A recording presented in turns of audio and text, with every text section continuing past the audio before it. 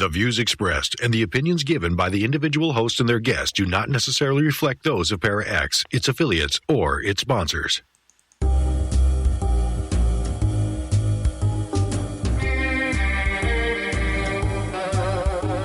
Step outside of your comfort zone.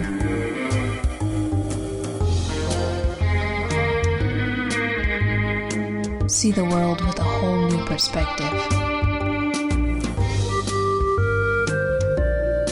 Join us and experience the unexplained on the Paranormal View. And welcome everybody right here to the Paranormal View on the Para X Radio Network. I want to thank everyone for being with us tonight. Those here in the chat room and those listening from around the world. We appreciate each and every one. Tonight we've got a great guest with us, and we have with us tonight Barbara Duncan. Hello everyone. And Tabby Cat Gash. How you doing, everybody? And Jeffrey Gould. Maybe. Hello. There Can he you hear me? Yeah, we can hear you. Oh, how much of a lag is there? I said it right after I heard you're saying. Oh, a little bit, you might say. So great.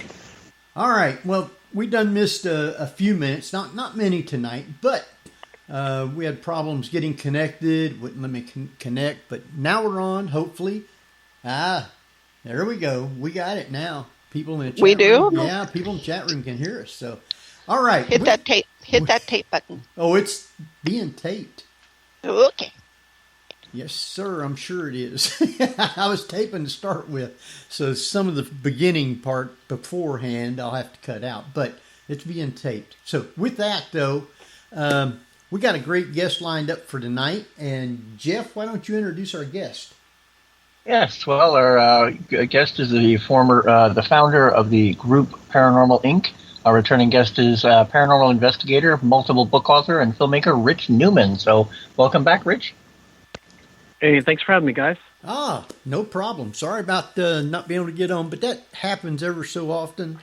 I don't know exactly what causes Centova not to connect, but sometimes it does. Machine. Yep. Yeah. Definitely. So, but we're haunted on. machine. And like I was saying, the last time we had you on was 10/8/2016, so it's been a little while. And it sounds like that was probably for my first book with Llewellyn. Haunted Bridges. We were talking about Haunted Bridges. That's the book we talked about. Oh, okay, yes. Haunted Bridges. Okay. Sure was. Yeah. A lot of haunted bridges around. I know you go through every state in this book and list different places and what they are, and then you talk about skirmishes, different battles, and you talk about frightening forts, where the dead lie, and historic spirits and structures, and antebellum haunts. Now, just right offhand, how many of these different places for your book did you actually go to? Well, it sounds like you're talking about the Civil War book. So with that one, I probably went to about 75% of them. Okay. And what about this new one here, Passport to the Paranormal? That one I've been to probably more like 90%, because Really? The way that book sort of came about was the very first book that I ever wrote for Llewellyn was called the Ghost Hunter's Field Guide. And it was this massive tome of over 1,100 haunted places, state by state.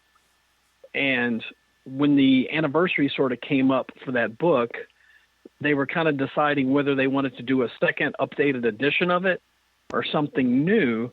And I actually thought it was better, rather than just re-releasing that book with updated info, that I sort of whittle it down to about my 300 or so favorite haunted places all over the country and call it Passport to the Paranormal. And that also kind of gave me the opportunity to go in there and put some personal stories from some of those places when I was there, and kind of just, hone it down to the best stuff, of the last 10 years or so. Right. Well, some of the places that you have in your book, I have been to. There's some others that I have been to that wasn't in the book, but they're no longer here. They've been shut down. So I can understand why they wouldn't in your book.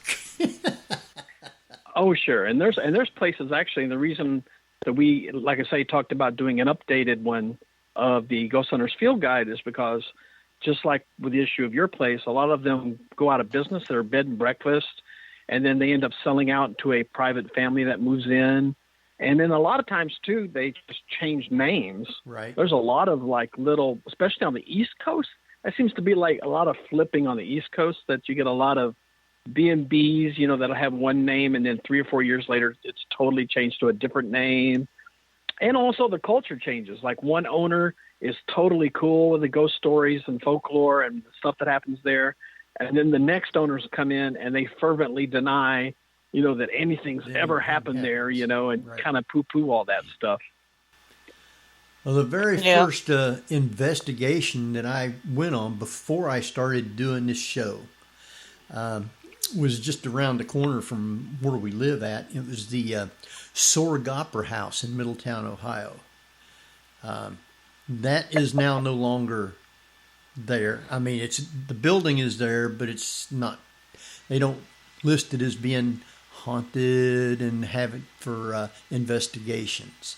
It's now an opera house and plays. They do plays there, and they also do like weddings and stuff like that. So they don't have it set up that you can investigate. That seems to happen a lot. Like, especially if they start getting a lot of negative experiences coming from people coming there and causing problems, or kids trying to break in or something because they want to see the spooky stuff. And so that's not an uncommon story, actually, and sadly. Right. Yeah. Sadly, that really is a very negative aspect of the paranormal field. And it's those few that go to these locations and they either cause damage or they're disrespectful to the owners or the spirits. And the next thing you know, all of the paranormal community gets a bad rap just for a handful of people that just don't know how to behave themselves. It's a shame. It is, and it's also one of the reasons why I almost never put cemeteries in books, just because of how many people have gone to cemeteries, drinking and hanging out and causing problems and disrespecting the dead and the families who have dead there. And so I think the only book that I've actually put cemeteries in has been the Civil War book, because of a few of the Confederate battle, burial grounds and things like that have some great stories. But they tend to be more like mini, like state-ran parks than your typical cemetery.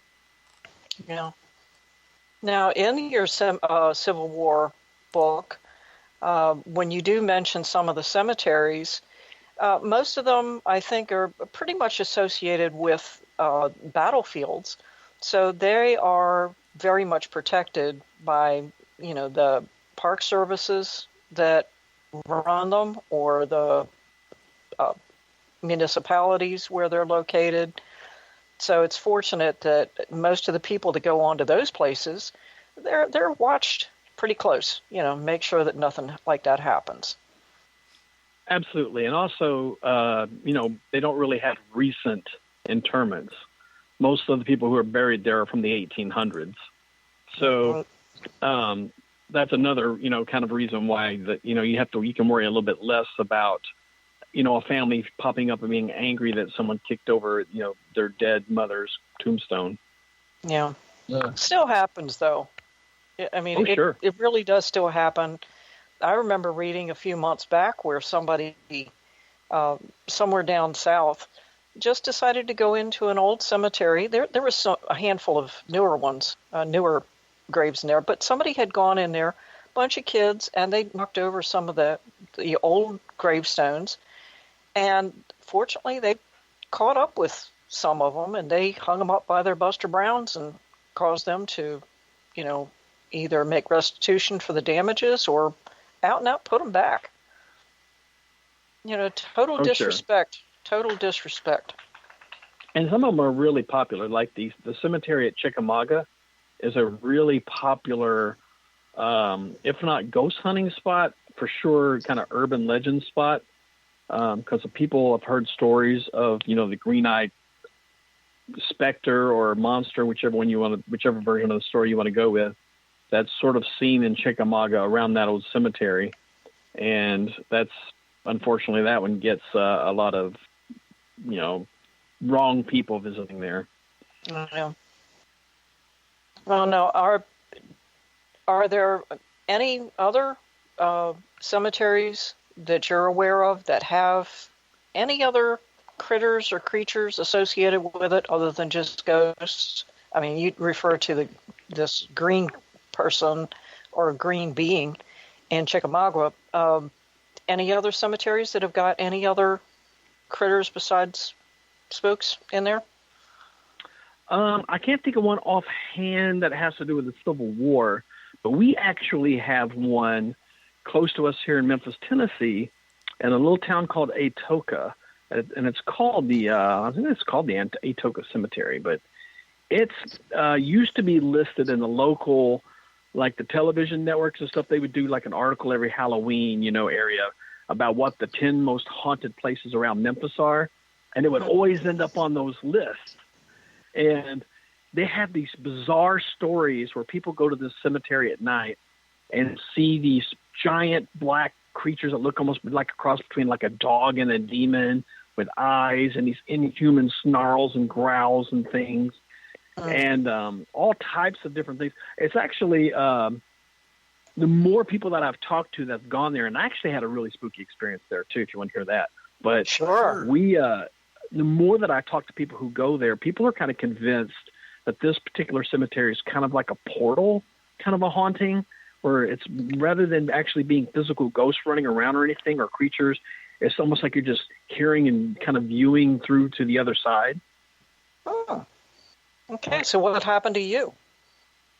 We actually went out there to do an article back when Paranormal Inc., when we had our active website, we would post little articles around Halloween too about local spots. And we went out there and it was just me and another guy. And we had permission to be in the cemetery, of course. Always get permission to go to these places, people, because I've seen that backfire so many times. But we had permission to be there. And we were kind of out there with our video cameras doing the typical ghost hunting thing. And a cop had actually pulled over a driver on the road adjacent to the cemetery. So we decided, even though we have permission to be here, I'd rather not spend 20 minutes explaining to the cop what we're doing. So let's just be quiet for a minute while the cop gives that ticket out. And while we were sitting there quiet, this bizarre, strange sound came from all around us. And it almost sounded like a generator ramping up. It kind of went like, and it just went to this ungodly loud roar sound. And me and the guy, his name was Mike, we looked at each other like, what the hell is this, And, of course, we were excited to go back and listen to the audio recorder, and it's not there. Oh, you can wow. hear us talking, you can hear us react to it, and you can even hear the cop, who is a good 75 feet away from us, giving out the ticket. But this giant sound that filled both of our ears to the point that it sounded like a monster was around us is not on the audio at all. Wow. What do you think would cause that where the audio wouldn't have picked it up? I think it kind of supports that idea of the portal, because I think there's a little bit to be said about sometimes when we see or hear ghostly things, or we'll just say paranormal things, it does seem to be sort of psychically connected rather than physically connected to us. That's why I think sometimes you have someone who'll see a full-bodied apparition and literally two other people looking in the same spot don't see anything. It's almost more like a psychic impression or something. But it was strange. It was nice to have another guy sitting on the tailgate right beside me with his video camera in his hand too.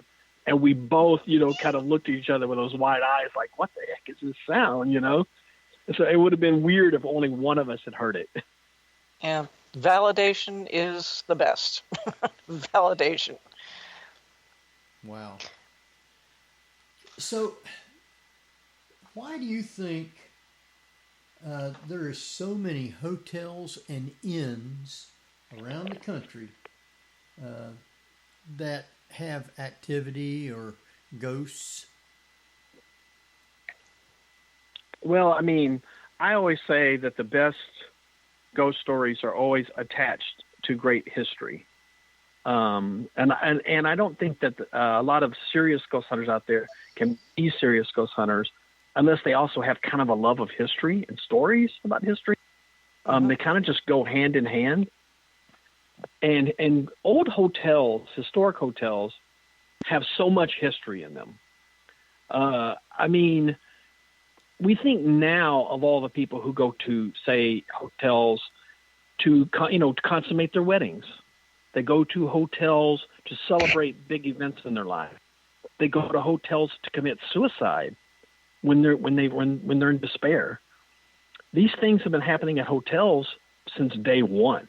I mean, you go back to the oldest stories of the coolest Old West boarding house, and there's suicide stories, murders, people mad gambling, the women or guys cheating on each other and having fights, and just all that kind of like high energy history is all trapped in these old hotels.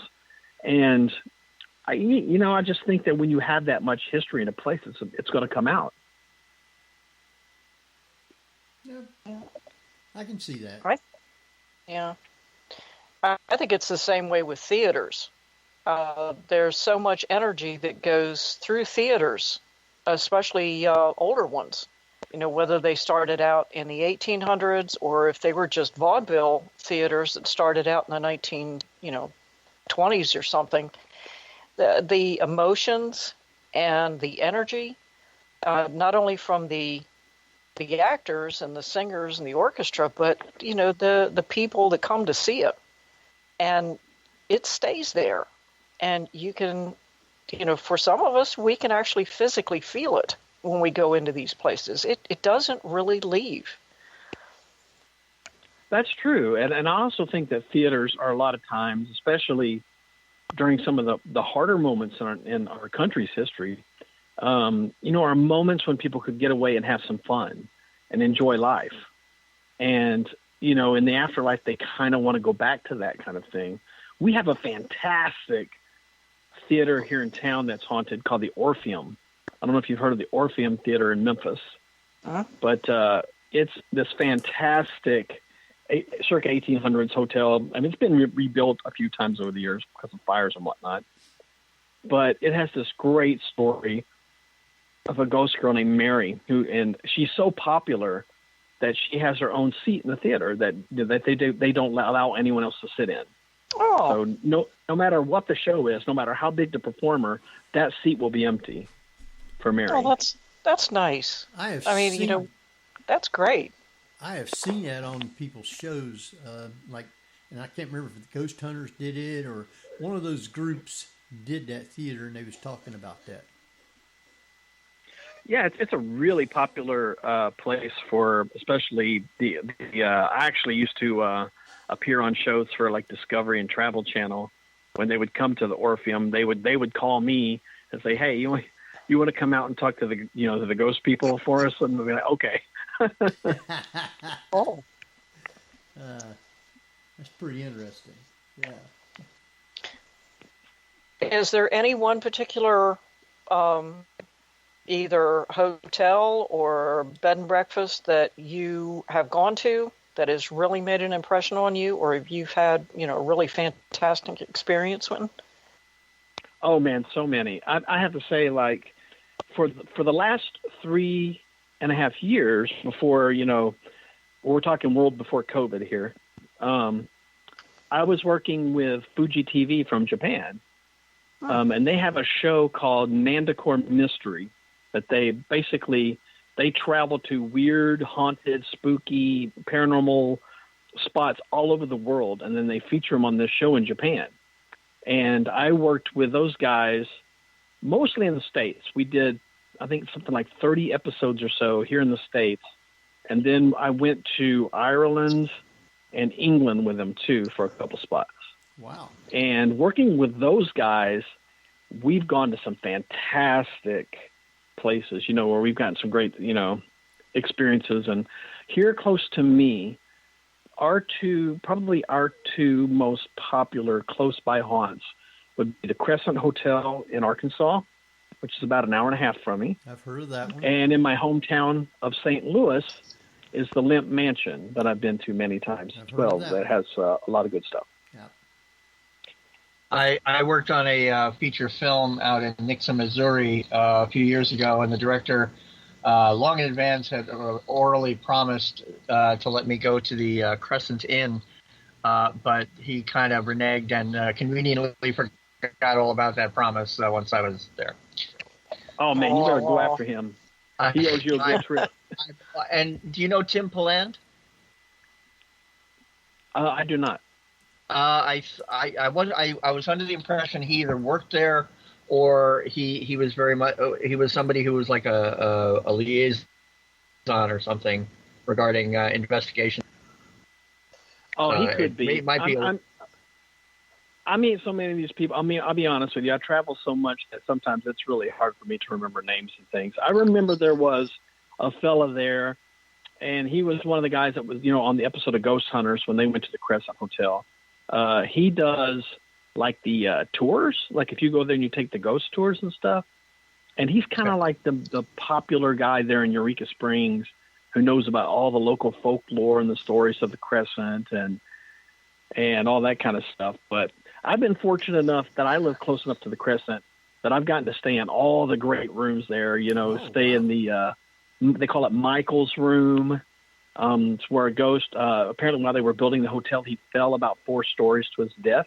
Yeah. And he haunts this particular room where he landed. And then there's another room that they call Theodora's room that's known for a nurse named Theodora who worked and lived at the hotel when it was actually a fraudulent hospital for treating people with cancer. And it was actually a grifter named Doc Baker who pretended he had cures for cancers using the local spring water. And people would come there and pay, just thousands of dollars, which was a lot back then, to get well and would end up dying.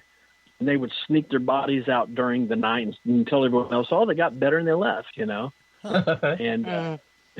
yeah. Wow. And we don't need any validation about that. What's that? We don't need to actually meet them and have validation or anything. No, yeah. Exactly. Well, they ended up actually getting him for mail fraud. They could, they could never quite pin him for the fake cancer stuff, but because he was promoting fake cures in the water through the mail, they indicted him with mail fraud and hauled him off to Kansas City and threw him in prison. Cool. Jeez, no different than that. Did he at least go to a haunted prison? I don't know. It would be worth seeing, though. Have you ever been to the Stanley Hotel? I did. I got to stay in 217. Really? I did. It was a great night too. It was. I went there with the Japanese crew for Fuji TV, of course, because that's any of these hauntings that are sort of known all over the world in America are the ones that they always want to go to. So that was really great that I got to tag out with them. So we did the Stanley and Queen Mary and Lizzie Borden, and if it's a big one that you probably just know the name of, we've probably been there. And at Stanley Hotel, I got to stay in room 217, but we were up about most of the night working on the show, which has a bizarre format, by the way, to show you the difference between American TV and Japanese TV. On their ghost show, what they do is they bring in a sort of up-and-coming actor or comedian from Japan, and they lie to them and say, hey, you're coming to, Colorado to do this beer festival. We're going to use you as the spokesman at this beer festival. And so they bring them all the way there. They stick them in a haunted room, and then we monitor and watch them from another room, and hilarity ensues. Oh, my God. Wow. Oh, Lord. Oh, I'm sure that would be hilarious for some, but not for the person that's in there. Well, now, if they're coming from Japan, do they speak English, or they the guests that they bring over only speak Japanese? Well, they usually only speak Japanese. Well, I and wonder it's pretty funny because the company that I actually work for is called GPUSA and they're from LA, and they're sort of the American liaison company for Fuji TV. So the director and the talent, we'll call them, come from Japan, but everyone that's in the crew other than the director comes from LA, and they're usually Japanese Americans, and they speak Japanese and English. Wow.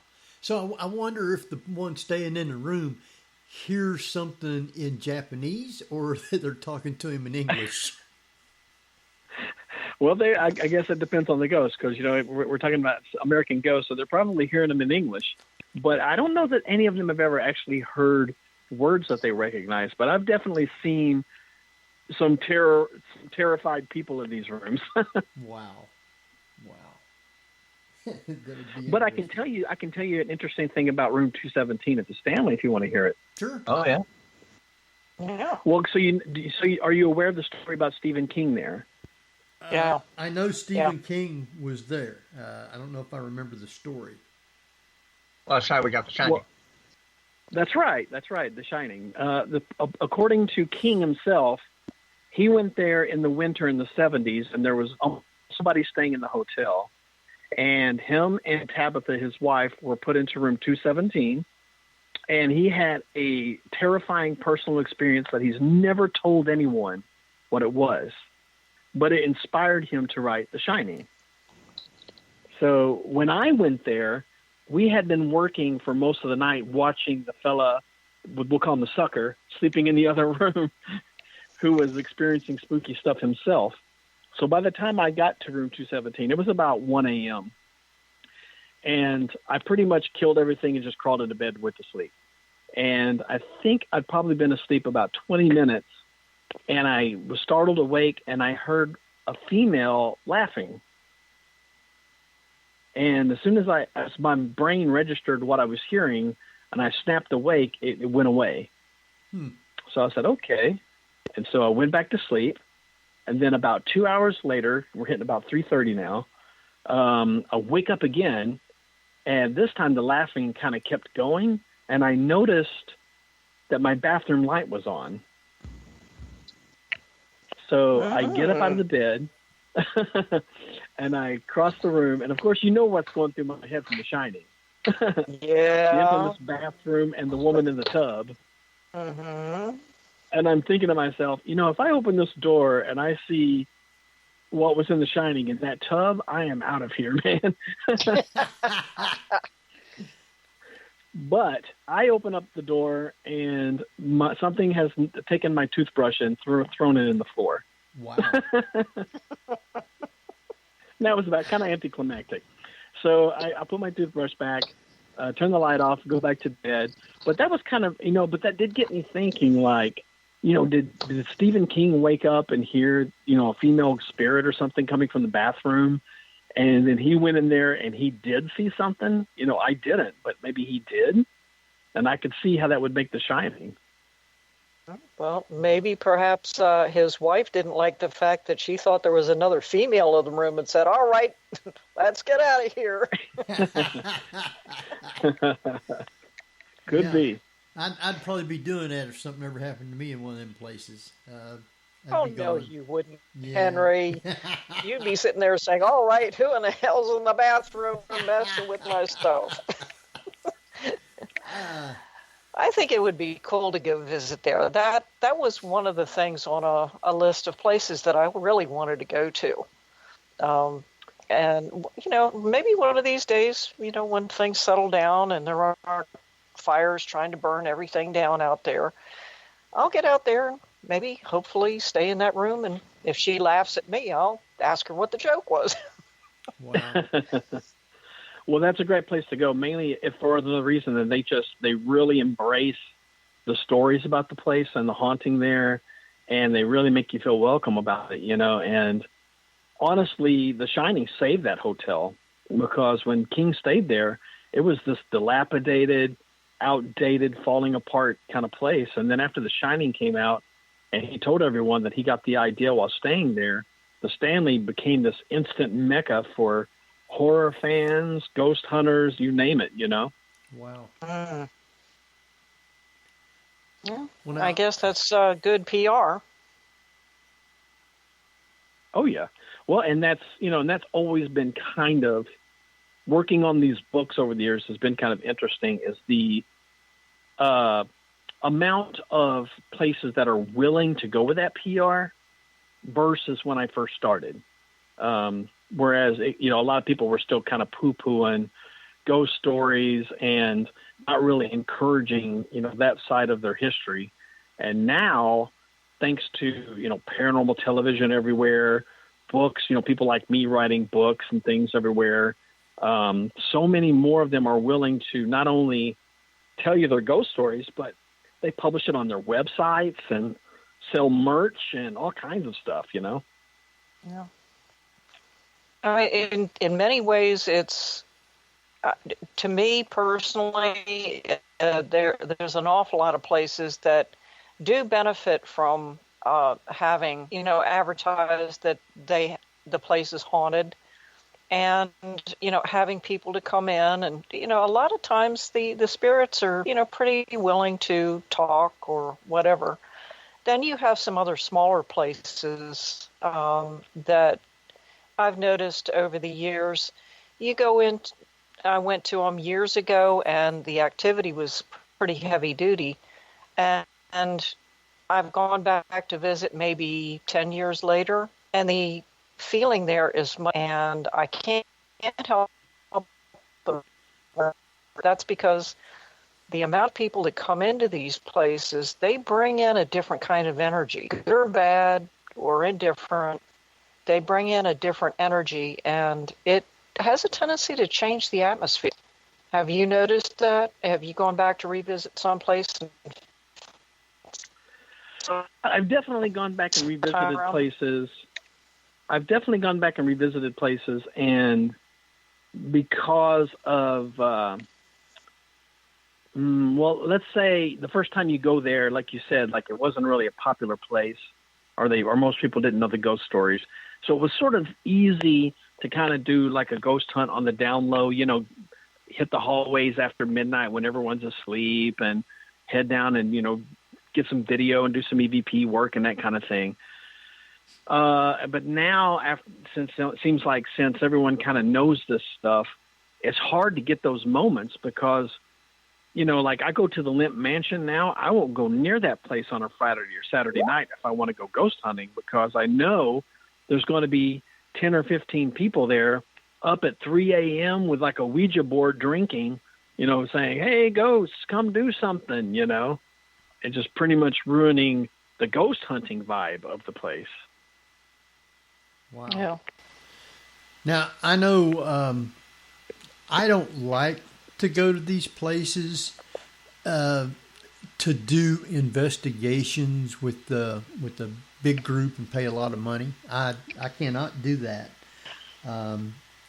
If I can go, I go because I'm either doing a show at the place and it doesn't cost me anything then, or I only go with a small amount of people that investigate with me, and that's it. I can't go for these big groups because when you try to do something, you're hearing talking everywhere. You're hearing them play their little that things, and just you never can get anything.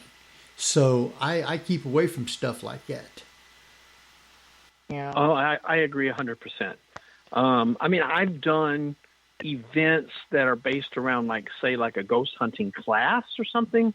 Yeah. Where like I'm teaching a class to a bunch of people who just want to learn like the basics kind of situation, and then they get kind of a ghost tour kind of a thing. Right. I'm cool with like that stuff because that tends to pop up a lot around here around Halloween. Right. But as far as seriously ghost hunting, I don't like to honestly ghost hunt with anyone more than one, maybe two other people. Yeah. And, I really don't want to be around. I want to know 100% when I get an EVP that it's an EVP. Right. That it wasn't, Definitely. some other guy or girl in the group, who was down there complaining that they need to go to the bathroom or something, Right. Right. Well, I know that a lot of times when I've got my audio running, I'll be asking questions. I never hear anything till I go back and listen. And you'd be surprised at the stuff that I actually capture from the questions and stuff like that I asked. I know I did a little house one time where a friend of mine that I was working with said, you got to come to our house because it's haunted and this and that. And I got our group together and we went. Well, now I usually have a couple investigators and at least one medium. And me and one other guy and a medium was sitting in this house and looking down the hallway to the back door and asking questions. And there's supposed to have been a little girl in the house. And I'm trying to get her to come and talk with us. And about 10, 15 minutes into it, the medium says, she's standing right in front of you. So I'm getting my camera. I'm going to try and take a picture. And Mark asks, honey, can Henry take your picture? Of course, you never heard anything, but on the recorder it says, I'm smiling. Oh. You can't beat stuff like that. And you don't know that they're there or saying anything until you go back and listen to the audio because you never hear anything. That's right. And I also tell people, when you go to a place, that have stories about it like this, just turn your audio recorder on immediately. Right. I mean, don't wait for the ghost hunt. Nope. Even when you go in, you meet everyone, and they're walking you around and showing you around. Let that audio recorder run in your hand. You got a phone. Right there. Turn on the audio recorder and let it run. Yep. You'll be surprised what you get. Sure do. Yeah, you'd mentioned you've been on the Queen Mary, you said, right? Oh yeah. Yeah, the best and so far only EVP I've ever gotten was on the Queen Mary. Oh, okay. Where was that? That was down in the first class pool area where you've got little girl Jackie and adult Sarah and sort of a grumpy male spirit Jeff, you're breaking up. hanging out. And yeah, I posted it on YouTube. Yeah, I always break. I say more than 3 words. Yes. And Kat's been breaking up. I'll send you the link, Rich, to the EVP. I'll post a link on the report page as well. Cool. With the YouTube. I had a pretty decent experience at the Queen Mary too. We were I can't think of his proper terms, and I don't want to mess it up, but he's like the pretend bosun of the ship, but he's kind of like I guess he worked, because it's a hotel. The Queen Mary is basically a hotel now, and he's sort of the what's the word I'm looking for? Who's the guy at a hotel that always tells you where the good restaurants are and gets things for concierge? you? Concierge. Yeah, concierge. He's like a concierge of the Queen Mary, but he has like a name, because he wears like a captain's looking outfit, and it's like he's the bosun or something. I don't remember exactly, but he was taking us, and I say us, me and a couple of guys from the Japanese crew around the ship and telling us the stories. And we go down into like the underneath the guts of the ship, where all the engines and all that stuff is. Right. And he's taking us through and talking about this really heavy door down there that was supposedly crushed someone. Right. Door 13. Yeah, that was supposed to have crushed someone. And he's telling us about it, and as he's telling us the story, and we're running the camera filming him, the temperature drops like 20 degrees. Wow. I mean, it felt like someone opened up an icebox behind us. Wow. And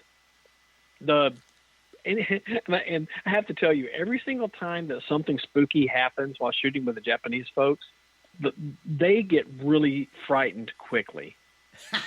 They take ghosts very seriously.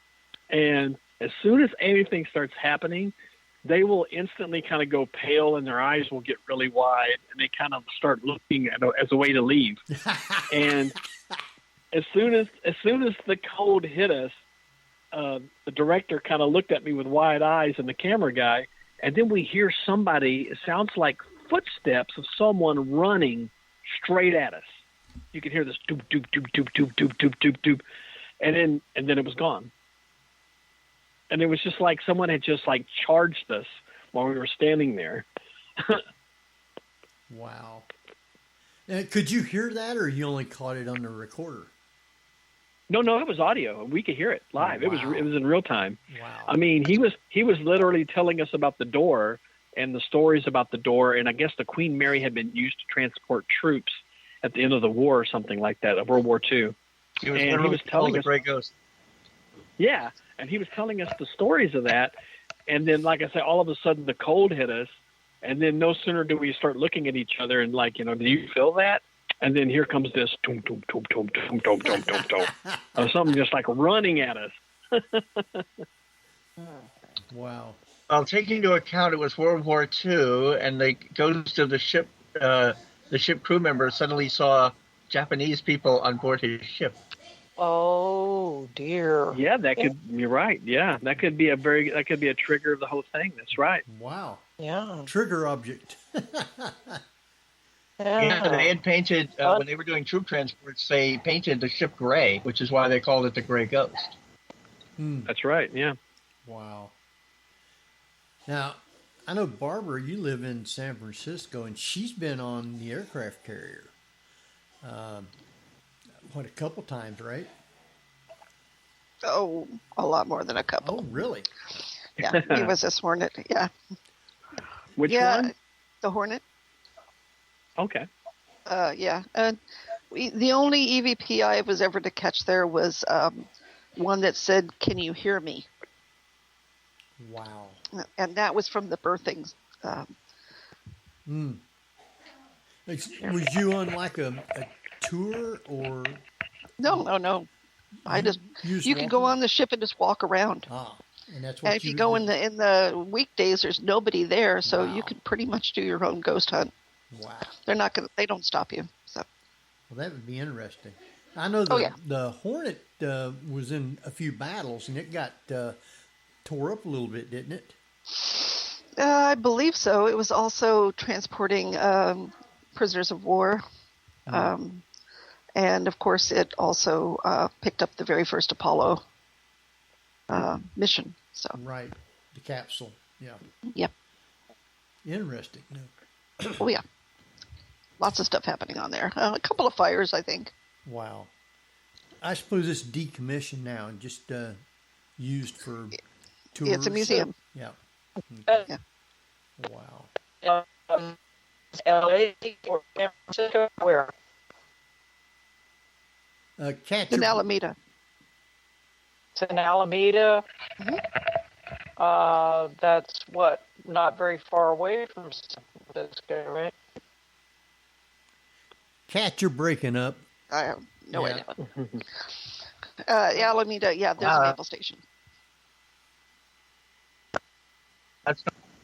And Jeff, you're breaking up. Always. I know it's not my computer, people, so.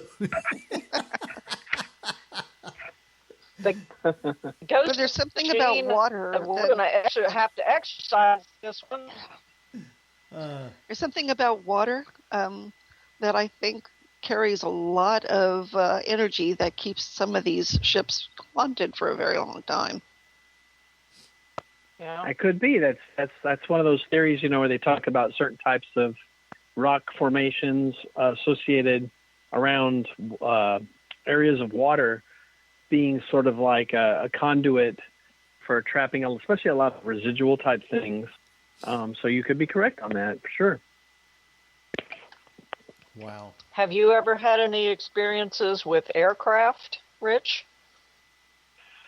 No. I think that's probably one of the few kind of places I've been to that I haven't had something crazy happen. And I don't even know that I've actually investigated any kind of aircraft. I actually just went to the USS Alabama and the USS Drum about 2 weeks ago in Mobile, Alabama. Right. And stayed at a really cool haunted little B&B there.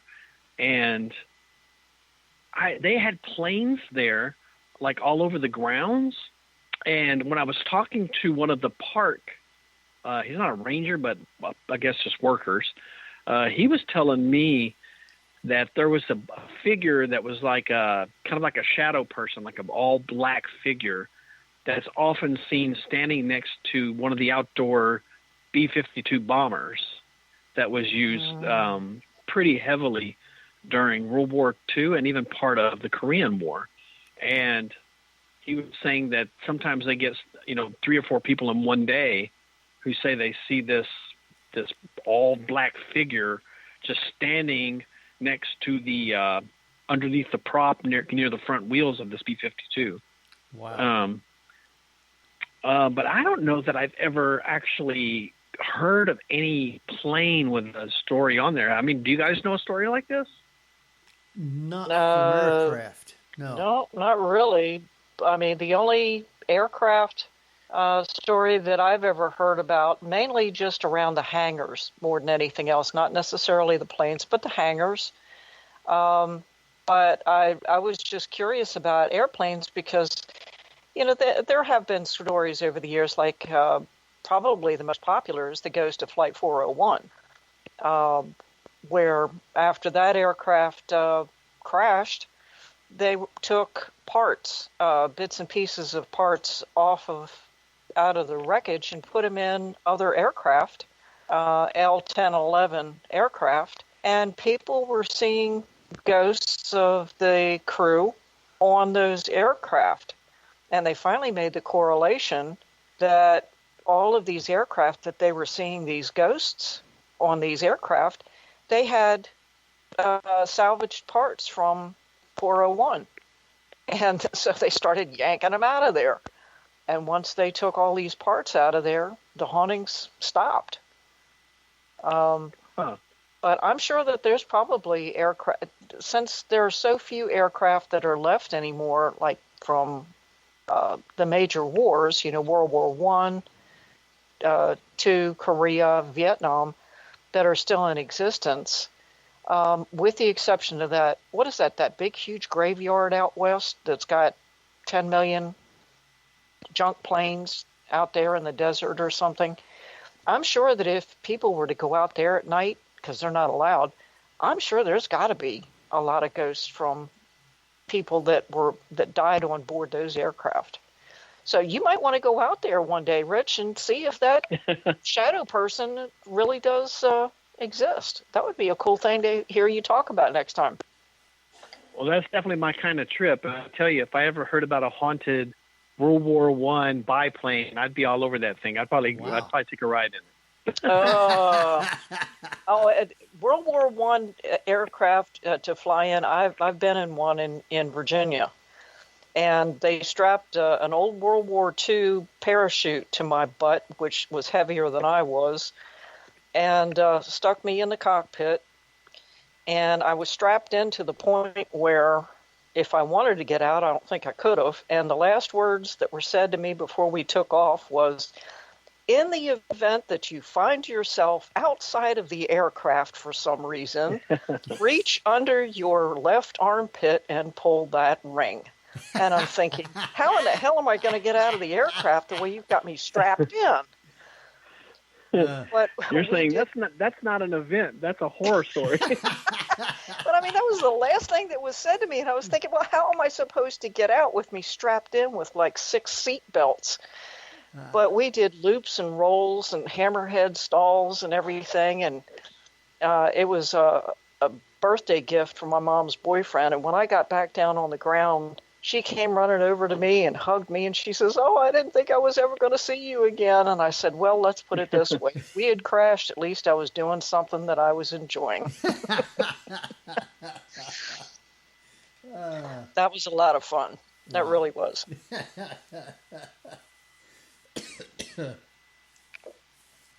So, Jeff, you still with us, or did you get bumped off? Yeah, probably. If I can say more than 7 words without it cutting me up.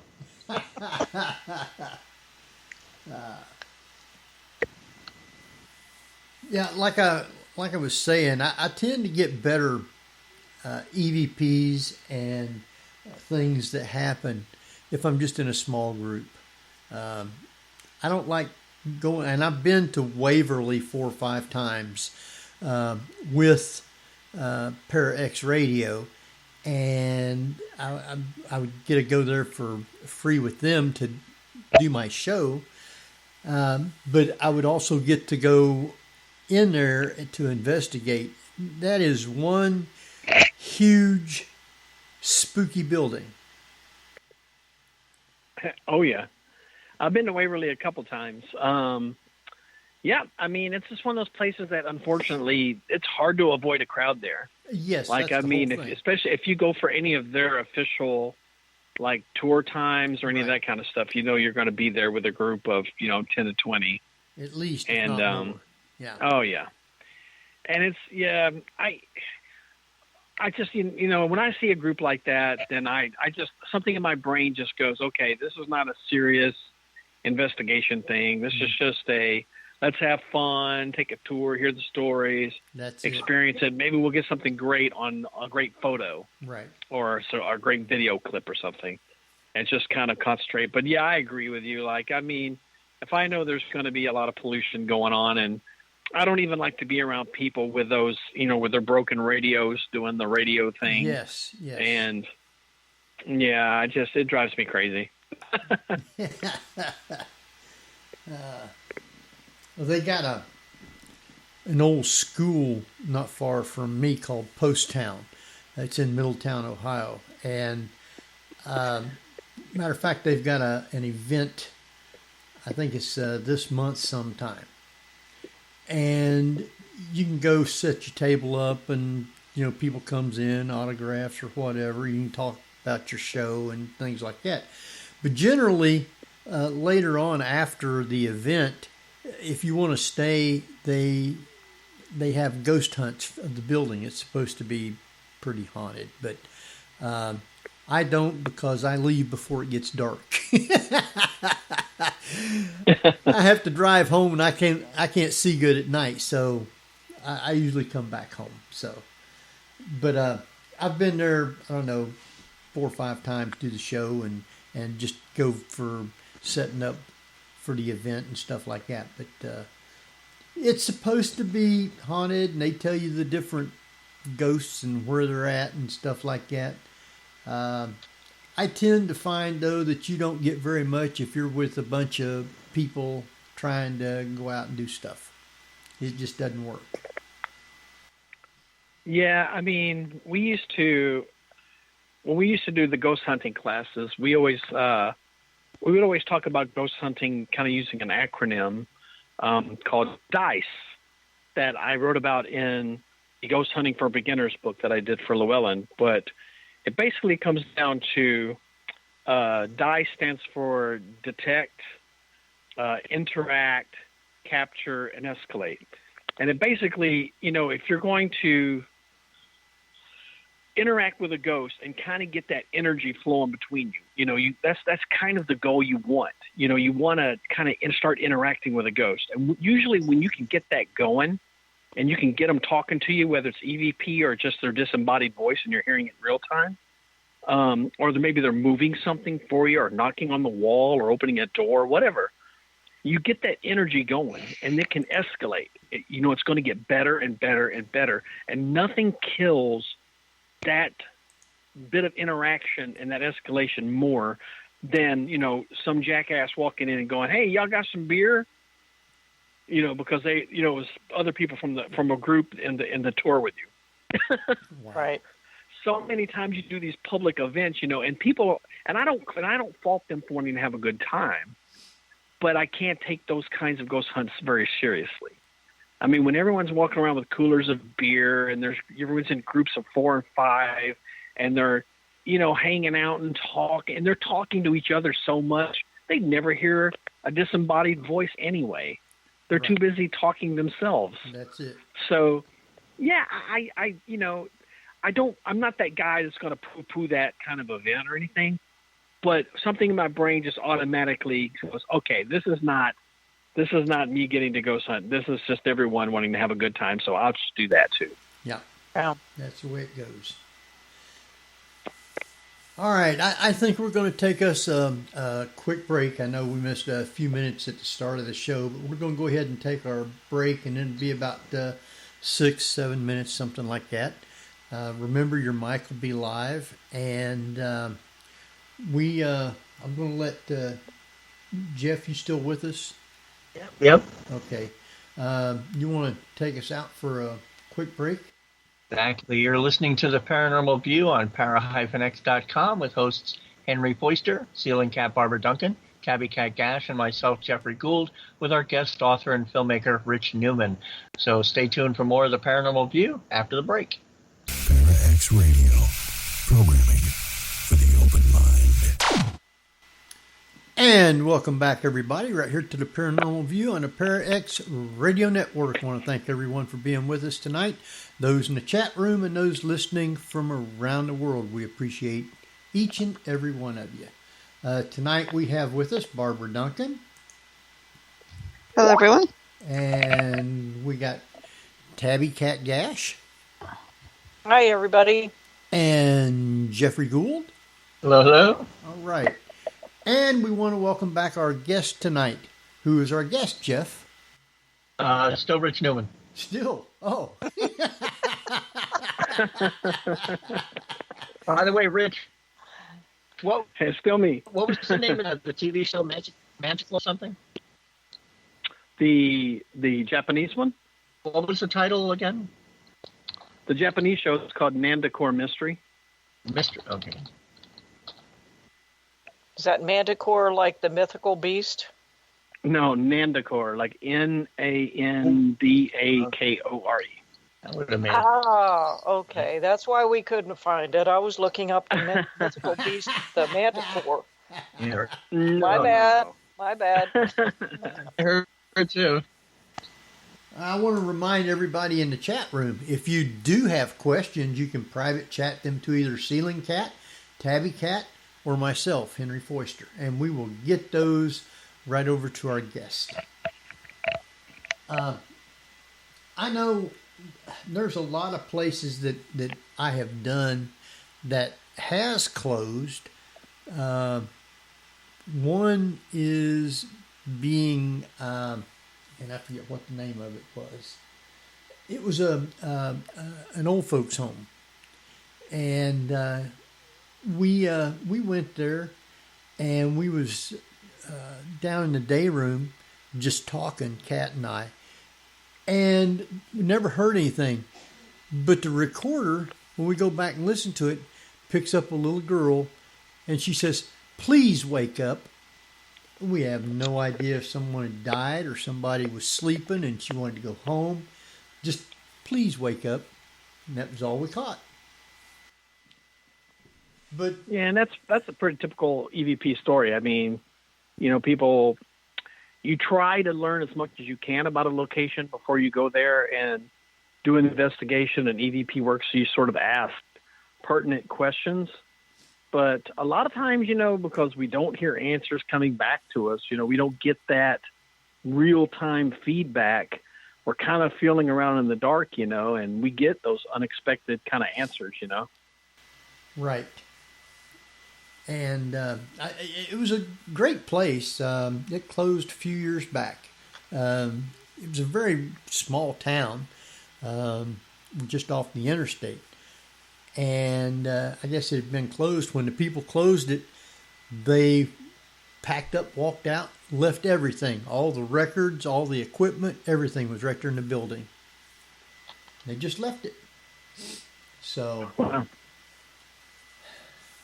Shame. The people was trying to get it going as investigations and stuff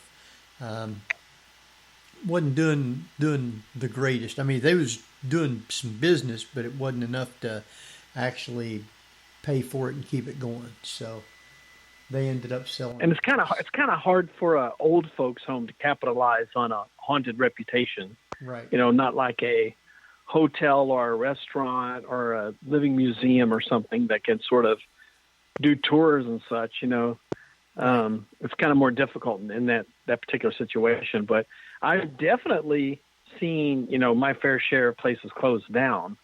One of my favorite B&Bs of all time was here in Tennessee, called Magnolia Manor in Bolivar, Tennessee. And it was just this great antebellum home turned into a B&B, super active. We used to do Halloween events there every year. We used to have just great investigation. I even featured it. I shot a documentary called Ghosts of War, where we went to haunted places associated with the Civil War. This was prior to writing the book, Ghosts of the Civil War. And this was just one of my favorite places. And unfortunately, the owner of the house, B&B, she got to Alzheimer's, and her family struggled with that for a while, and they ended up having to sell the property, and it's no longer a B&B. So I've seen that kind of stuff happen a lot. Wow. Now, I have been up on one of the hills back behind Little Round Top, and they had one of them towers up on top of the hill up there that you could climb up, and there wasn't no way I was going to be climbing no stairs like that. You're talking about Culp's Hill. Right, Culp's Hill.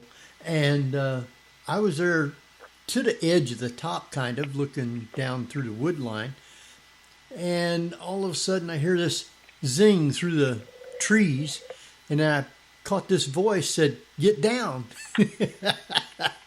I mean, it wasn't, it was caught on the recorder, and I thought that was pretty interesting because there wasn't anybody there, and it picked up a voice like they was telling you, they're shooting at you, get down. Well, I mean, and that's cool, man. I'm glad you got that. That's actually not too uncommon. I mean, when you start talking about battlefields, especially stuff like Gettysburg, usually your typical stories are audio events. People hear the sounds of gunfire, like the shouts of battle, maybe even like the crying of the wounded or the moans of the wounded kind of thing. Right. Or voices like doing battle, things like you heard, Right. and happening around them. Those are usually the stories you get from battlefields, these sort of residual sounds that would have probably been happening, during the war. Whereas, when, I'm supposed to go to Gettysburg, at some point this fall, actually. And I love that area. My favorite battlefield spot, though, in the country for sure, and it's definitely, I've gotten some very dark EVPs there, is where the Battles of Stones River here in Tennessee is, Right. outside of Nashville. Right. They have an absolutely horrific spot there, where troops got caught in this gully. And then they thought, this is kind of clever. We'll stay in this gully and they'll never see us up on top as we kind of circle around. And what happened was, it was like, honestly, like shooting the fish in the pond kind of story. Right. The other side jumped up around them and just lit them up. And they were down in this hole, and something like, I don't want to get this number wrong, but it was definitely thousands died in this little ravine. And you go see it in person, you're thinking to yourself, 1,000+ people died in this hole, Wow. like right here. And people just get, crazy stuff there. You get the definite battlefield sounds and the moans of pain and anger and the battle cries and all that. But they also get these sort of dark entities that a lot of people, especially up there, I know several paranormal groups up around Franklin, Tennessee, who say that they believe that these are actually non-human entities that are sort of feeding off of the sheer amount of death that kind of happened in that area. And they capture these really dark figures around that area, and these strange, almost hellish kind of sounds on audio and things like that. Wow. I just looked that up. That happened right after Christmas and all the way through New Year's. Yeah, that's a heck of a holiday for those people. I wouldn't have thought that at that period of time they would have been doing a whole lot of fighting, because it had to have been pretty damn cold. Yeah. So, and it's also something like 23,000 casualties at Stone River. Wow. And it's one of those that people don't talk about. You know what I mean? Because everyone kind of knows, the Gettysburg and Shiloh and some, the bigger battlefields. And Battle of Stones River, like you mentioned, was, close to the holidays. It had a lot of casualties. There's just a lot of interesting stories about that particular battle. And when you tour Franklin, Tennessee, there's a pair of really cool living museum haunted houses there too. One called the Carter House and one called Carnton Mansion. And man, they're just, you want to talk about, when you walk in a place and you just feel the history, like you feel like you're stepping back in time like that. I mean, you feel that there, Well, it's been a long time since I've been down in that area. I'm going to have to try and visit that area because I've been to a number of battlefields, mostly up around where I am in Maryland. But Stones River sounds like it's probably between that and what the other one was. What was the other one that was down there in that same area? Was it Shiloh in that? Well, yeah, Shiloh is south of there. That's down here. Shiloh's close to me. It's right down here in Middle Tennessee, outside Memphis. Yeah. All right. Yeah, and that's a pretty interesting battle too. And the house I was just talking about a minute ago, that was a B&B called Magnolia Manor, had a historical spot in that story because prior to the Battle of Shiloh, the three major Northern generals of the time that ended up in Shiloh, which was Grant, Sherman, and I think McPherson. Does that sound right? Yeah. Yeah. Ended up coming to Magnolia Manor, and even though the man who actually lived there, he was deployed to war with the Confederate Army, but his wife was there with her children, and she still hosted them and treated them like gentlemen and allowed them to stay there while they basically plotted the Battle of Shiloh. And infamously, while they were talking at the table, the woman of the house came down and was waiting on them. And General Sherman said the statement, "I believe that all Southern men should be just exterminated at birth." Wow. Ouch. Yeah. And she got really upset because her husband and her oldest son were in the Confederate Army at the time. And Grant told Sherman, "You're going to apologize to her for that," and made him stand up and apologize to her. And Sherman was so angry that he was forced to apologize to this woman that as he went upstairs to his room, he slammed his saber into the banister of the staircase and left it there. And even to this day, if you tour Magnolia Manor, that cut is still in the handrail of the stairs. Wow. where Sherman slammed his sword. Wow. Oh, what a jerk. Oh, well, that's a mild term. Sorry. Shiloh, for a lot of us Northerners, we always refer to it as Pittsburgh Landing. So instead of the Battle of Shiloh, if anybody wants to know, that was called Pittsburgh Landing. I wonder why it is that the Northern people had a tendency to name battles after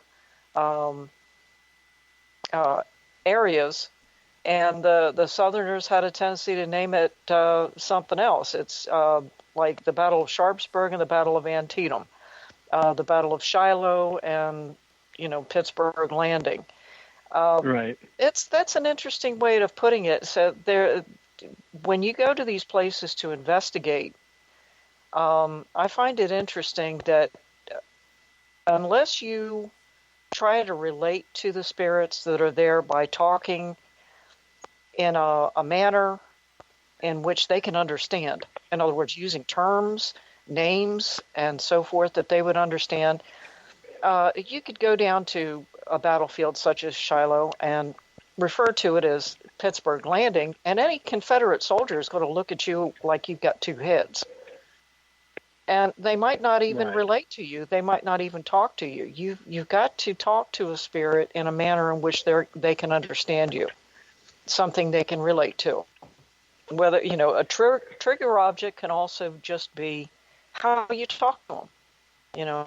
If you, like when I go on a battlefield, especially from a long time ago, because photography was still in its infancy, they had a tendency to refer to it as taking your image, not taking your photograph, but taking an image of you. So sometimes what I'll do is ask, if I really get the impression that there's someone there, I will ask them politely, do you mind if I take your image? And so it tickles me to listen to some of these people that are on these ghost hunts where they advertise them, and they're talking in modern day form about things that a ghost from the 1860s probably wouldn't know anything about. Like they wouldn't know what a flashlight is. They know what an oil lamp is. They know what a candle is, but they wouldn't know what a flashlight was. Flashlights weren't invented until the late 1890s, early 1900s. So you've got to use the vernacular and the things that they're familiar with. It's like going into a location that they don't even speak English and expecting the spirits to understand you. That tickles me. All I can figure is maybe the argument is because if they're an intelligent ghost and they've been hanging out for 200 years, that they've paid attention to these changes around the house and heard everyone else kind of talking about it or something. But I mean, I see exactly what you're saying though. And I think that sometimes kind of falling back into a vernacular and even acting in a way that was sort of related to when they were alive is a really good way to get in some interaction going with the spirit. Are you guys familiar at all with the term of Singapore theory? Yes, I am. No. Yep. Right. So, Singapore theory is the idea of sort of introducing something to the atmosphere that is indicative of the period in which the ghost would have lived. And usually this is done with music. And I have found that this works really well at antebellum homes and things associated with the Civil War, where we would actually, in my phone, I actually have a sort of greatest hits of the Civil War kind of thing. And it's all this kind of bluegrass music. And we would just kind of put it on, and it's going to render your EVPs useless. So before you start thinking about that, the music's going to mess up your EVPs. But when you play the music, you can feel almost like the atmosphere will kind of get charged, like they're hearing music from their day, and it just sort of gets them going and interacting with you. Uh-huh. Wow, hadn't thought of that. Now I definitely. Go ahead, Sorry, Kat. Henry. There was a time I was at a Trans-Allegheny lunatic asylum in Weston, West Virginia, and I had, because the place has a history dating back just prior to the Civil War. There was many patients, and there were also residents of on the fourth floor that dated way up until the 70s. So what I did was record music from the different eras. And as I was going along, I was playing different music, trying to get a reaction. And I finally got, I did get a couple of interesting EVPs, but the best interaction that I got using that type of technique was that I was playing music by Elvis Presley on the fourth floor where the residences were, and whoever it was did not like Elvis, because they slammed the door on me. It was like, no, I want you out. So in order to try and make sure that it wasn't the wind or somebody else or whatever, I walked back in there and I said, okay, well, I'm going to play this again, and if you don't like it, let me know.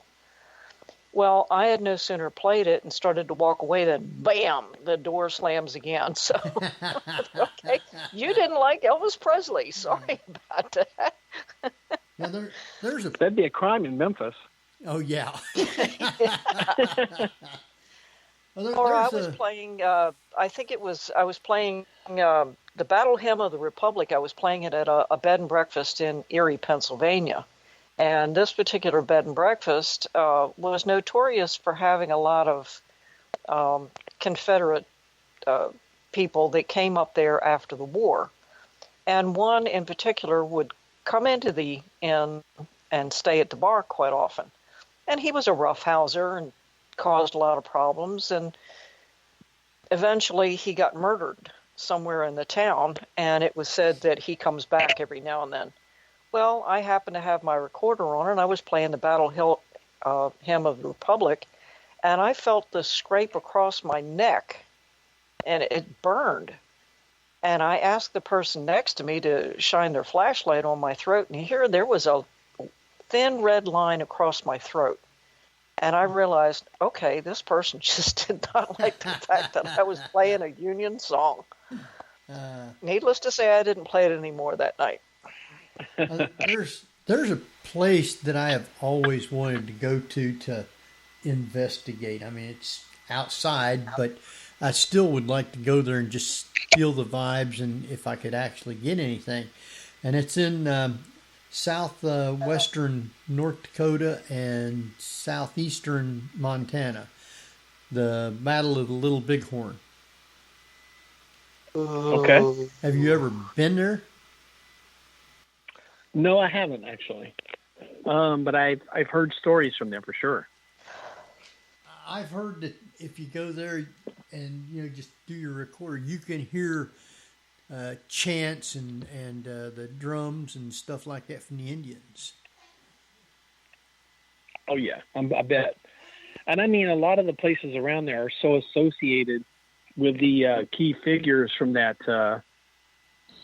battle. Of course, it was General Custer, right? Right. Custer Yes. got killed there. Yeah. So I mean, you get up in that area too, like Custer and a few of the other people that were sort of his big dogs that worked with him were big landowners in that whole area. So a lot of even the haunted hotels and old, like stagecoach stations and saloons and things like that up there in that area are usually associated with those guys.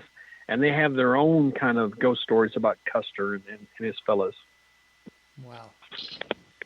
Now, Barbara, I don't know if you've done any investigations in San Francisco, but have you ever heard of people getting a lot of stuff from around the 1906 area when they had the big earthquake there? None that I'm aware of. I mean, there's a few spots from the hotels. Remember, this was a big Shanghai port, so right. There's a lot of tunnels going through there that supposedly, but you can't get at them anymore because the ground is so unstable. Right. So. Well, I just wonder from the destruction and all from the earthquake, because it just fires and buildings and everything just got tore down. So I didn't know if people would be able to pick up. Well, probably not due to the fact that this city is always noisy now, with traffic and all that stuff. I doubt if you could pick anything up even at nighttime there. You can pick things up, just not EVPs. Let me put it that way. No telling. It sounds like Memphis at night. Oh, yeah. Oh, I bet Memphis too, yeah. Wow. So I know that there's a lot of places around that I would have liked to have been able to go to investigate, but I'm not traveling anymore now, very little. Usually we'll go to Gettysburg once a year, and everybody comes there and gets up with me, and we have a good time. But I haven't been the last 2 years. I'm not going this year. A lot of it is due to COVID, and it's trying to make a big comeback. So how much has the COVID affected I would say the paranormal in general. I doubt that it's affected the ghosts a whole lot, but it's No. definitely affected, hotel travel and tourism for sure. I mean, and it's, the last year I kind of looked at it as like, this is an opportunity to sit down and write this book, Passport to Paranormal, and, do this update that Llewellyn's been wanting for the last, year or so. And I just kind of, took it as that. But now that we're heading into the pandemic part 2, it's getting very frustrating to not be able to travel. And this has really been more evident on my end from, of course, the guys from Fuji TV can't really come into the country. And Japan has had its own problems with the pandemic. Right. They don't have the access to the vaccine that we have, and they've really struggled with getting everyone vaccinated and dealing with quarantines and all that kind of stuff. So I don't know that it's affecting ghosts, but it's definitely affecting paranormal tourism. Wow. So how many places or locations have you got to go to or done out in the Southwest and West? Quite a bit. I mean, when you get into looking at some of the locations that I put into this newest book, I mean, like I say, I've been to about 90% or so of all of these. And so, some of these were trips with Fuji TV, and some were for previous books, and some are just me. I'm just a traveler. If I can just, Memphis is a great spot right in the center of the country. Right. So, yeah, it's really great for just, being able to get out and travel around. And of course, the coast being the farthest away. But some of my favorite spots have been out west, especially you get into in Nevada.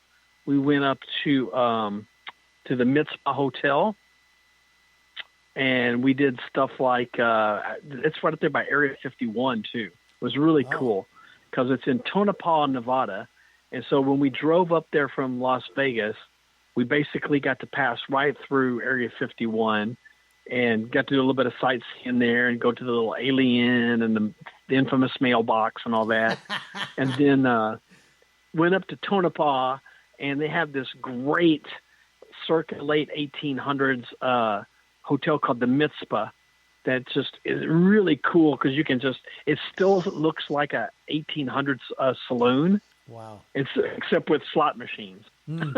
Slot machines. I mean, it's still Nevada, right? Right. It's still got bandits, right? The one-armed kind. Exactly. So, I mean, some of my favorite spots are out there. We also went to Arizona, and I love the Hotel Monte Vista. I don't know if you guys are familiar with this place. Now, where's it at? In Arizona. It's in the hippie town in Arizona. Usually I can just name it at the top of my head. Sedona? Sedonia? Which one? Sedonia? No, but it's in that area. Bisbee? Well, you got Dona, you got Flagstaff, you got Bisbee. Bisbee's Flagstaff. It's in Flagstaff. Oh, okay. That's it. Yes. It's in Flagstaff. And what was cool, I remember because I'm also this huge craft beer nerd. And so it was awesome because when we went there, we're at the Hotel Monte Vista and hearing all the cool stories about this place. And as they're telling us about the stories, I'm looking around, and there's something like 10 craft breweries all in walking distance. And I'm thinking, this is going to be a fun night.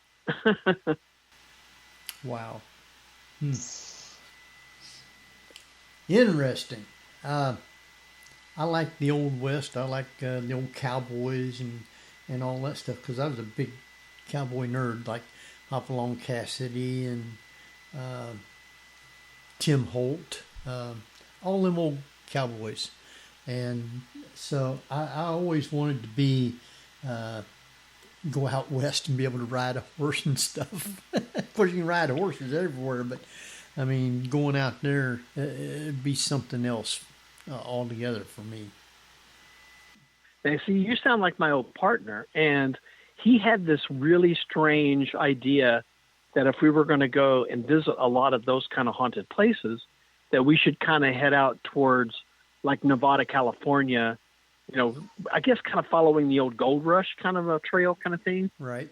But honestly, if you're into that stuff, the best state to go to is Arizona. Because Arizona, you still have, if you look at, for instance, like the Arizona section of my book, almost all my favorite places in Arizona are those Old West places, like Big Nose Kate's Saloon, right, the Birdcage Theater, the old Copper Queen, the Red Garter Inn, even the old Yuma prison, where they used to throw all the old gunslingers they would capture. All these places are such great haunted hot spots. Like, you mean you could soak up all of the 1800s gunslinger stuff and ghost stuff that you would want in one short trip through Arizona. Wow.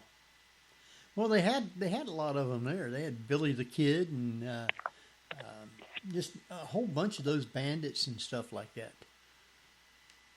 Well, sure they did. And I mean, people forget, though, that Arizona is the center of almost all of what we think of as when that horrible period of an American history when we were actively fighting the Indians so much, the Native Americans. Right. So, like, when we were really going after the Comanche and the Apache particularly, who were pretty vicious, strong fighters, right, that was mostly in Arizona and New Mexico.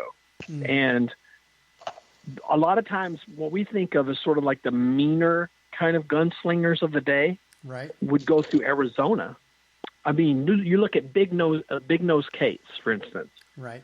Big Nose Kate, the person that the saloon is named after, she dated Doc Holliday. Wow. And that was his main girlfriend, even through like the Tombstone period when he fought with Wyatt Earp and everyone. Right. All these people hung out at Big Nose Kate's Saloon and the Birdcage Theater and the Copper Queen and all these places. So, like, I mean, you had to be a pretty mean, kind of a badass, to hang with the fighters down in Arizona back in the day. Wow. So Big Nose Kate was too. I mean, didn't she? And there was another saloon keeper down there, and I can't remember her name. But Big Nose Kate and her got into an argument, and I believe one of them knifed the other one. You're right. You're dead right. Kate was a badass, and I mean, there was a reason that Doc Holliday was in love with her. And I mean, and she was a strong business owner at the time. She, being Big Nose Kate's, was probably the biggest saloon in the Southwest at that time. And Wyatt Earp invested in her, in her businesses and stuff. Even when Doc passed away, Wyatt Earp kept up with Big Nose Kate. And yeah, I mean, I think you just had to kind of be a tough person to live there. Yeah. Like, I mean, that was just a rough area.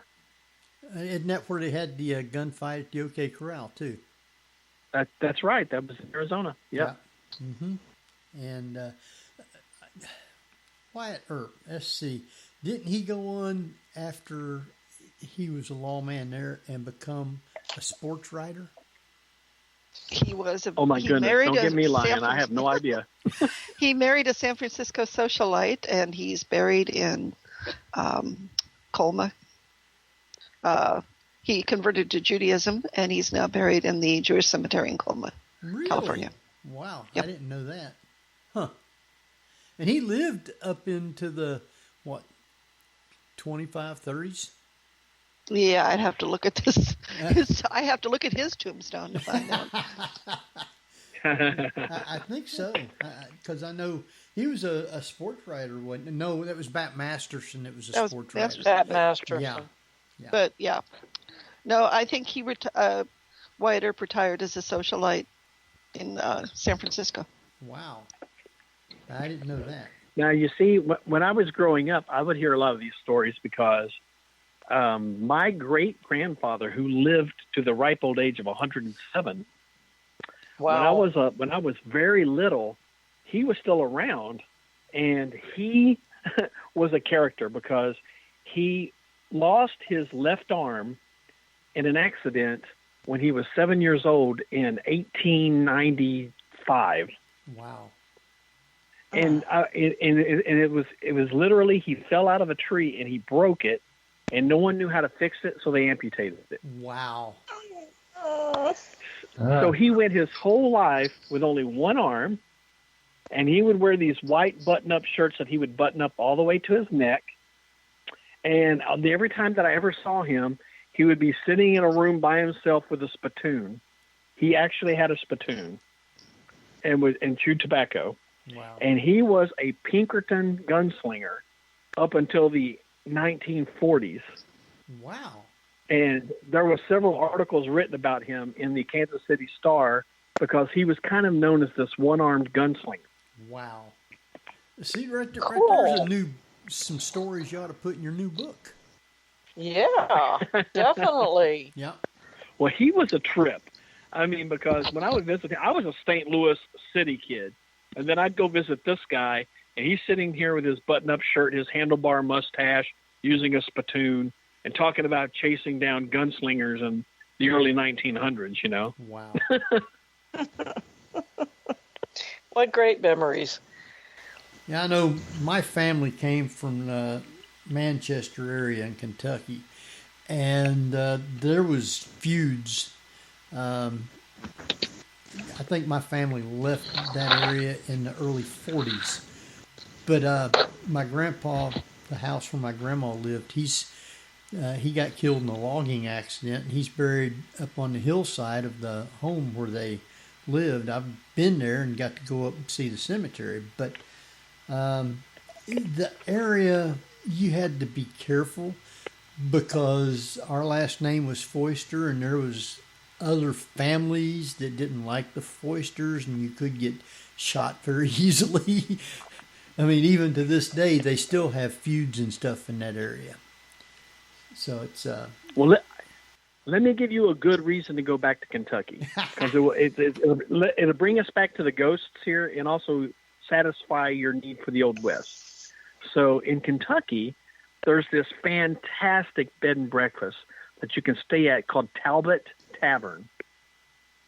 And when you go to Talbot Tavern, it actually dates back to the 1700s. Wow. In Kentucky. Oh. It was one of the oldest spots on the old stagecoach trails heading to the Mississippi River from the East Coast. Wow. And this place is a trip. Now, during the 1800s, they actually credit the first person who ever saw a ghost in Talbot Tavern as none other than Jesse James. Really? Wow. Huh. And what happened was in the 1800s, Jesse James had become the hot outlaw, and Missouri was after him. So he and his brother Frank ran over to Illinois and then cut down into Kentucky, and then decided they'd lay low at this tavern, Talbot Tavern, for a while. And Jesse James, when he would sleep, he would keep his gun laid across him in case anyone tried to catch him in his sleep. Wow. And according to the folks at Talbot Tavern, Jesse James woke up in the middle of the night and there was a strange figure standing at the foot of his bed. So he whipped out the gun and started just immediately shooting it. And the bullets went right through him and into the wall. And he went downstairs and told them about it. And they said, yeah, this place is haunted. And he was like, okay, then I'll remember that. Stayed there a few more nights. Man. But if you stay in the Jesse James room at Talbot Tavern, the holes from his bullets are still in the wall, right there for you to see. That's neat. And what town is this in? Bardstown, Kentucky. Oh, I know where Bardstown is. Yeah. Wow. That's down neat. That's down there close to Louisville. Yeah. Wow. That's interesting. I'll have to. What's the name of the inn? The Talbot Tavern. Talbott. Talbot Tavern. Yep. And Bardstown has a lot of interesting haunted space. Right next door to it was the local prison. Because, like I say, this was a frontier tavern / roadhouse / post office / everything that would have been pertinent to everyone who was staying in that area. Everything went through the Talbot. And so they built this little prison right next door. And it's a B&B now that's also haunted that you can stay in, and you can actually sleep in one of the cells, and it's called Jailer's Inn. Wow. I don't think I would want to stay there. Oh, why not? That sounds like fun. Yeah, right. You go ahead and stay there and let me know what you see.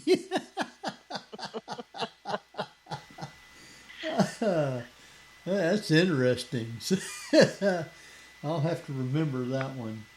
I know there's a lot of stories of Kentucky like that. We have a guy that comes on the show, and he's a writer and author, and he has all kinds of books with little short stories about tombstones and different things like that, and stories of how some of them died, and just really good little books.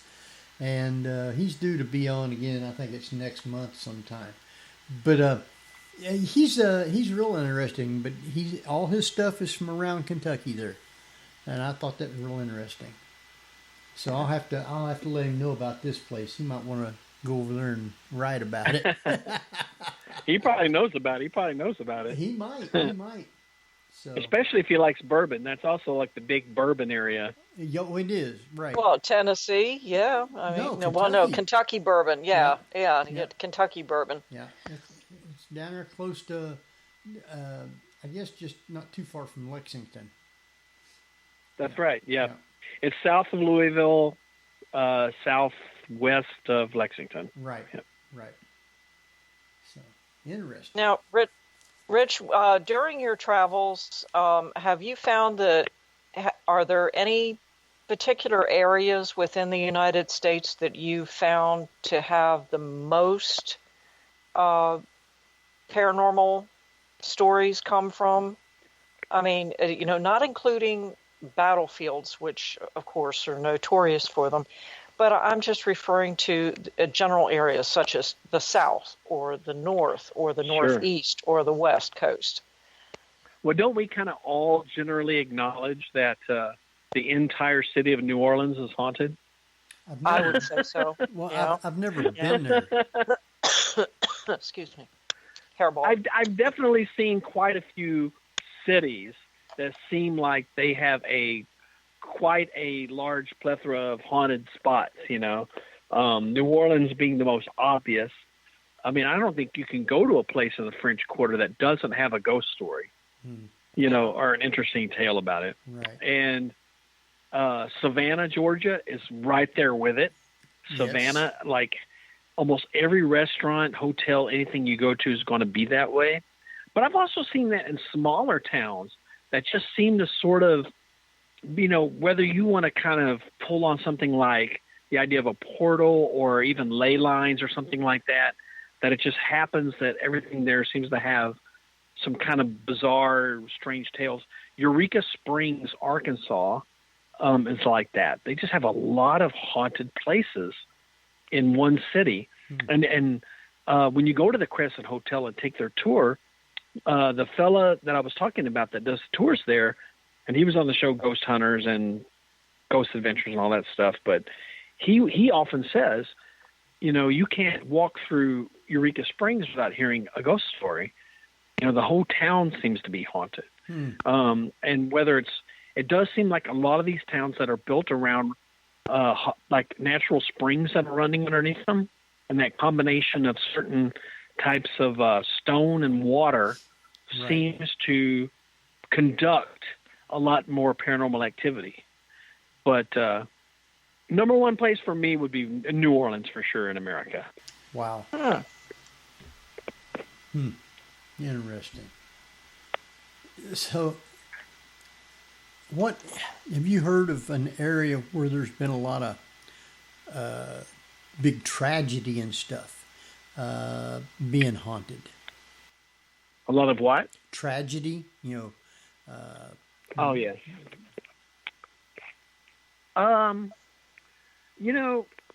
It seems like, when you get up into like places in Chicago because of the Great Fire, right, back in the day, there seems to be a lot of places that their ghost stories revolve around that one event.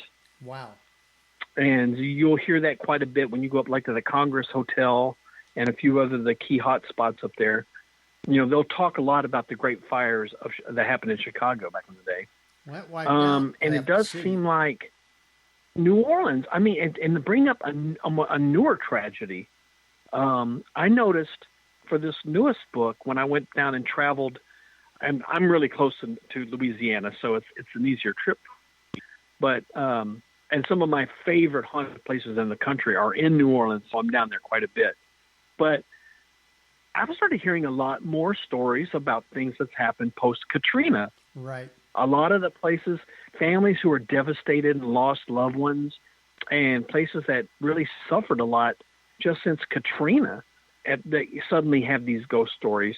So for sure, I think they seem to be very isolated, you know, sort of events and activities, but for sure areas have, you know, and I would be shocked if San Francisco did not have at least a cluster of older buildings and hotels and things that probably date back to that earthquake.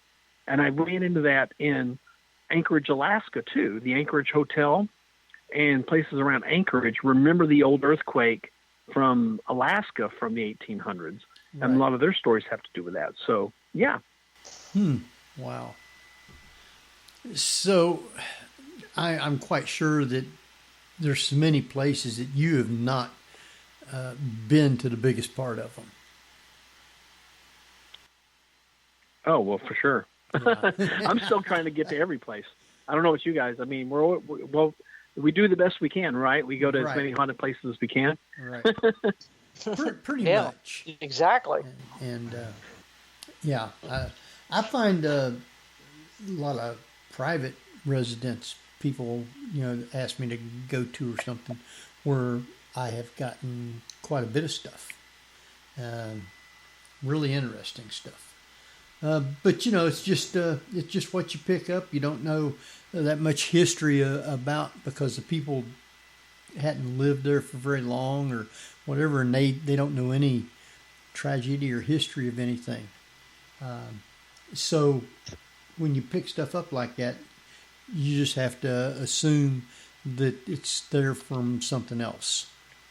Well, speaking of ghostly items, is anybody else hearing a little tiny bell? Yes. Okay. I have not been hearing a bell. I have not listened for it, but I've got the recording, so. Yeah. It's just like somebody hitting a small little tinkle bell. Metal bell, just like ding. Huh. Yeah. Well, I've heard it periodically. I know the one night I was picking up foghorns, and I even asked Barbara, I said, "You guys hear a foghorn out there?" And she says, "No, there's nothing here." But I mean, it was on We don't have any ships going by. Nope, nothing, just foghorn. Well, I've always had a kind of bizarre relationship with private cases, in that, you know, I always tell people to be, you know, especially people who are starting new paranormal groups, to be sort of leery of doing private cases, just because when you do a haunting at a private home, there's a certain amount of expectation that sort of comes with it, and it's difficult to wade into a private haunting, and, you know, those people are kind of coming to you because they want you kind of to get rid of the ghost. And that becomes kind of a problem, because there really is no great guaranteed method of getting rid of a ghost. Right. And I've seen this come up time and time again, you know, where people are genuinely beleaguered with, you know, a haunting, and they call some, you know, local group that's, you know, a bunch of people who just get together to have fun at ghost places and stuff like that. Right. And they come in, and they're so caught up in capturing EVPs and trying to get photos, videos and stuff. You know, they're not thinking, you know, this is a real family who's living here who wants actual resolution. Yeah. You know, this isn't the Stanley Hotel. You're not going to leave tomorrow and go eat at Waffle House and go, man, that was cool. Okay, let's go home. You know, these these people want an actual resolution to this. They came to you for a reason.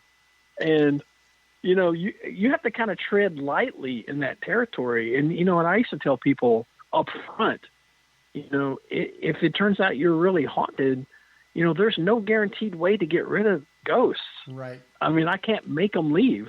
No. If the spirits themselves maybe came from a religious background, maybe you can get somebody out here and the act of a blessing maybe coaxes them into going on, kind of a thing. But beyond that, I really don't know a great method for getting rid of ghosts from a private residence. And time again, I have people say, what do you think about private cases? I'm like, I'll be honest with you, I avoid them. Yeah. I mean, I hate to say that, but I do. And my next book that I'm already working on, probably I'm knee deep in, about halfway through, is actually a book about a private case that I've been working with a 3 generations of a family in Missouri who've lived in a haunted place. Wow. And that has been a hell of a trip working with these people and hearing their story.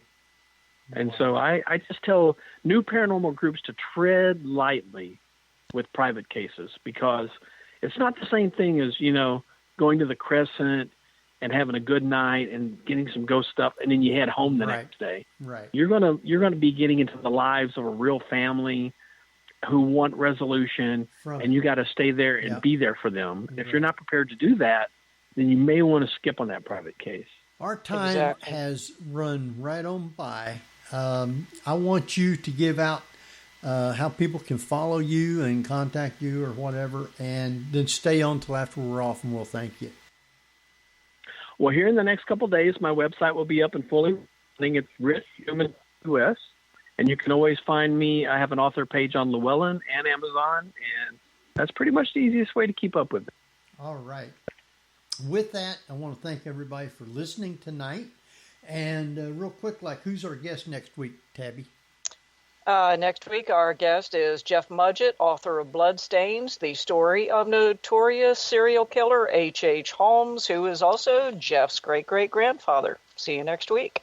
All right. With that, anything you guys got before we jump off? As it's 10 o'clock now. So we're going to go ahead and go. I want to thank everybody for listening tonight. And till then, this is Henry Foister. Jeffrey Gould. Barbara Duncan. Tabby Cat Cash. And we will see you next week at the same time. So good night, everybody.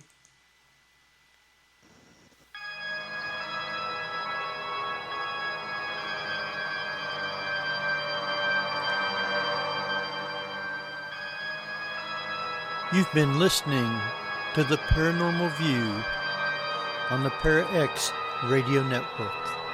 Join us again next week at the same time for more of the Paranormal View.